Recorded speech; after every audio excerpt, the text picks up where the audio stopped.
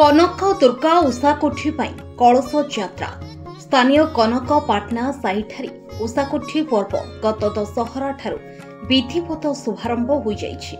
गत शनिवार दिन गजामुख पकाइबा उद्देश्य कनक पाटना साहिवासी पक्षर 13 जन भक्त मुंडरे कलश धरी मेरु पोखरी निकटक बाहरी वाद्य बाजना बजाई नगर परिक्रमा करी मेरु पोखरी निकटरे पहुंची तुठरे यथाविधि जल कलश धरी पूजा कार्य सारी मां कनक मंदिर रे पहुंची गजा पकाई।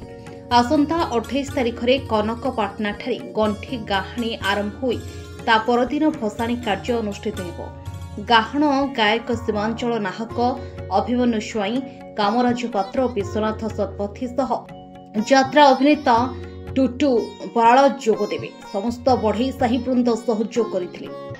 सुभाष चंद्र जेना कवि सूर्यनगर कनक पाटना साही आज आमर कोठीशालार द्वितीय दिन आज दिन रे आज आम प्रभु माँ आमर कनक दुर्गांकर गजा पकापी आज आम समस्त ए कलशीधारी मानक धरी एवं आमर गायक मानक धरी आज आम नगर परिक्रमा करी बंध तटुक आसीसु।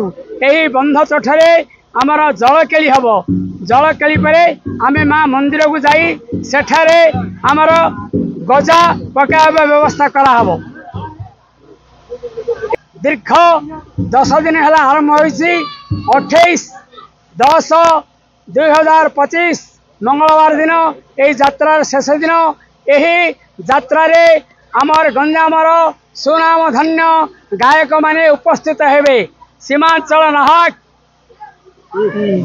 शर्मा कामराज पात्र एवं अभिमन्यु स्वाई ता संग संगे आसुचंती आमर वरिष्ठ सुदृढ़ नयागढ़ जे कि आमर परशुराम पुराण लिखिछंती अर्जुन बारिक से आज्ञा मध्य आमर 28 तारिख संध्या 7टारे उपस्थित हेबे।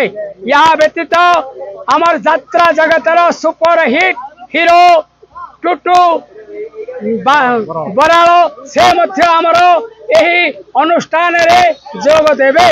मो ना त्रिपदी महाराणा ये अनुष्ठान दायित्व नहीं आज की प्राय 10 वर्ष है बुझुची 10-12 वर्ष है बुझुची अनुष्ठान में